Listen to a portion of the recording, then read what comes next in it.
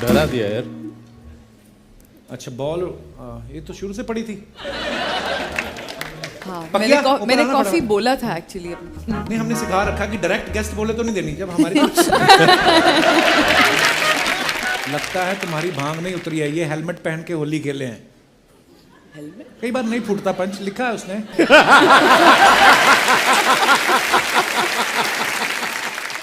Green colour का hurt. अच्छा ये ग्रीन वाले हर्ट होते भी आप ही के फोन में है, हमारे तो लाल और एक काला है। और जब से तुम्हारी शादी हुई ना, कॉम्प्लीमेंट देने में डर लगता है। नहीं, बिल्कुल खुल के दीजिए। पक्का? हाँ। तुझे कब से फर्क पड़ने लगा? और बुआ जी मेरे को कुछ तो मैं फ्लर्ट कर रहा हूँ, होती ना जेठानी बड़ी वाली। पता नहीं पिछले जन्म में ये मेरी जेठानी रही, मेरे को ऐसा लगता है। इस जन्म में भी हूँ चल। नहीं। आदित्य बहुत खुश होते हैं जब उनको पता चलता है कोई मुझे कॉम्प्लीमेंट करे, बड़े खुश होते हैं वो। अच्छा इतनी छूट मत दो इसे। जनरली उनके एक मेरी और खूबी बताना कि मैं जो आती हैं खूबसूरत मैं घर तक छोड़ने भी जाता हूँ। अभी हो सिंह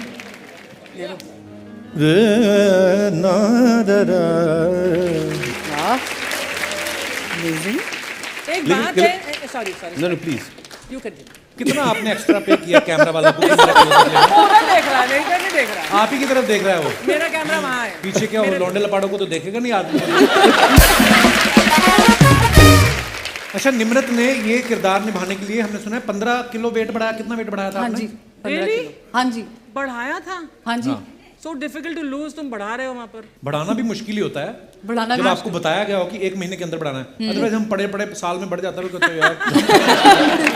फिर लूज करने में कितना टाइम लगा? वो भी प्रोसेस। आप क्यों पूछ रही हैं? आपने करना है लूज। आप मजेदार आप खाओ चने और गुड़ जो नीचे रखा है। मैं भी लूज कर रही हूँ आजकल। मैंने 5 किलो लूज किया करते हैं। वाओ 5-7 किलो 10 किलो तो आपका पता ही नहीं चलता कम हुआ। जैसे मैंने compliment he still has to मारो द ताना। मैंने ये सवाल इसलिए पूछा था, मेरे को ये पूछना था कि वेट बढ़ा तो आपने लिया, हाँ जी। उसके बाद जब पैकअप हुआ आपने बोला अब मेरे को कम भी करना पड़ेगा, इसकी भी ट्रेनर की फीस आपने मांगी कि नहीं? वो सवाल मेरा ये था, इंटेलेक्चुअल थॉट पीस उसके पीछे का ये था। तो वो चार्ज करती हैं आप? आपका आइडिया बहुत अच्छा है। आइडिया बहुत अच्छा है। सुन रहे हैं तो ये जा रहा है कॉन्ट्रैक्ट में। हाँ जी बिल्कुल। हमारे जो प्रोड्यूसर है मैडम, हाँ जी उन्हीं को बोलते अरे हैं क्यों पूछा यार ये? उनको बोलते हैं मुझे एक ऐसी फिल्म दीजिए जिसमें मुझे वजन घटाना पड़े। अब लेकिन ये आइडिया अच्छा है कपिल पाजी, ये तो मैं यूज करने वाला हूँ। टेक्निकल चीजें देखो आप। देखिए क्या क्या सीखने को मिलता है इस शो पे आके। कपिल शर्मा शो। पैसा बचाने के लिए, पैसा कमाने के लिए कपिल से बेटर लेसन कोई नहीं दे सकता। और अगर जैसे मेहनत करके पैसा कमाना, आप मेरे से टिप्स लें। अगर बिना कुछ किए आपने कुछ करना है तो बाहर बड़े सारे लोग, आप अपने ऊपर क्यों लेते हो? रिमेम्बर कपिल का हर सैटरडे संडे जो भी गेस्ट आते हैं, फीमेल एक्टर्स आते हैं ना, जो भी, इसका मन बदलता है। करेक्ट। हर शूट ये मैं इंडोर्स करूंगा। पिछली बार भी ये चित्रगंधा जी के पीछे जरा चित्रगंधा ही सारे कॉलिंग चित्रगंधा ही कौन से चित्रांगना पंजाबियों की प्रॉब्लम है। चित्रगंधा चित्रांगना चित्रांगदा। हाँ चित्रांगदा पंजाबी में होते ना दारा सिंह साहब, आओ भाई चित्रगंधा।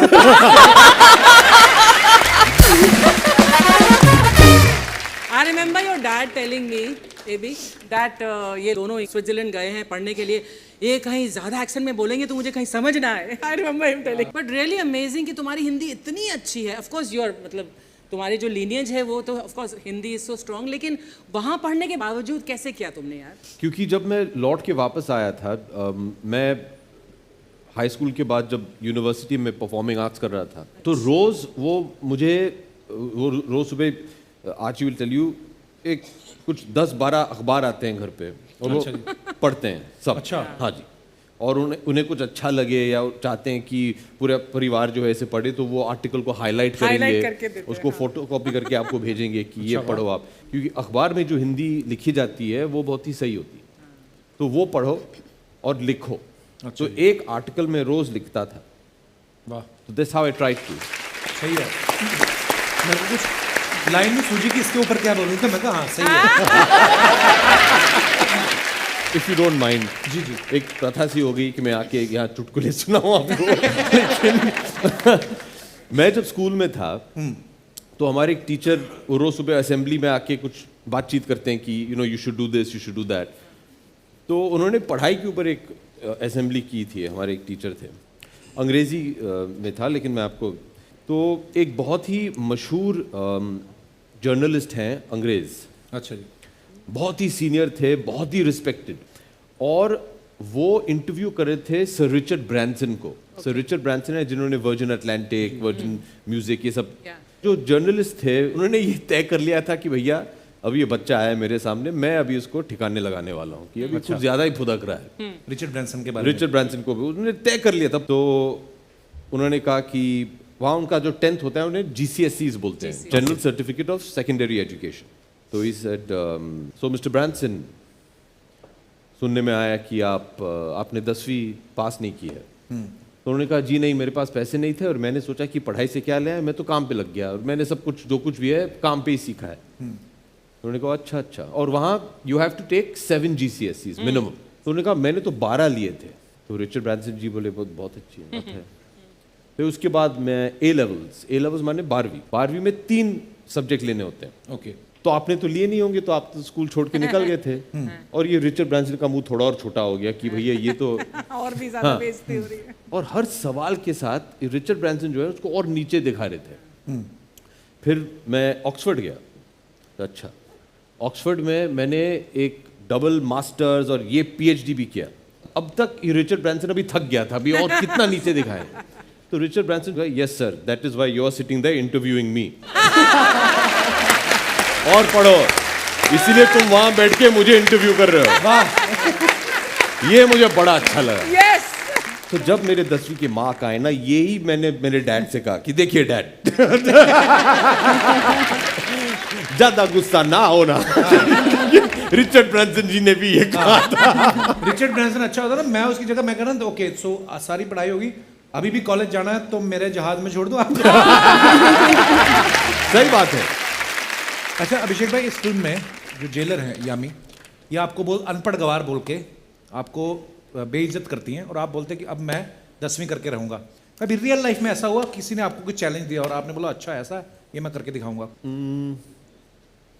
याद तो नहीं आ रहा है। जैसे ना हमारे बचपन में, मैं आपको अपनी गेम्स बताता हूँ, हमारे ना वेले बैठे कुछ काम तो है नहीं, तो हम ऐसी हरकतें बड़ी करते थे कि अगर तुझे कोई बोले यहाँ से दिल्ली जाना है और 10 लाख रुपए मिलेगा और जाना पैदल है, जाएगा?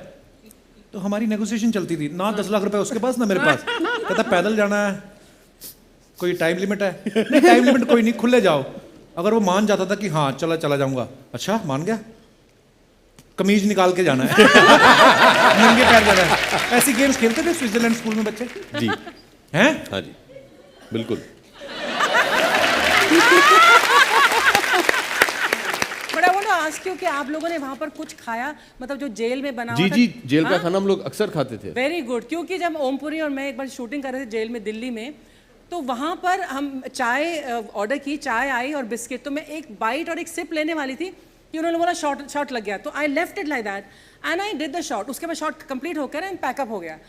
तो बाद में मुझे मेरे जो शोफर थे उन्होंने बोला मैडम आपने बहुत बड़ी गलती करी। मैं क्यों? मैडम वो आपको एक सिप चाय और एक ये बहुत भारी पड़ेगी ना लेना। मैं क्यों? क्योंकि कहते कि इंसान की लाइफ में वो आपकी जेल की अगर रोटी लिखी हो तो अगर आप इस बहाने से खा लेते हैं तो आपको कभी जेल ना जाना पड़े। ये सुना था, ये सुना, हमने भी सुना था, तो हमने अपने हिस्से की रोटी खा ली। मेरी रह गई है, मैंने नहीं खाई, मेरे को बहुत डर लगा हुआ है। इसीलिए तो मैंने पूछा कि क्या तुम पहले जेल गई हो कि नहीं।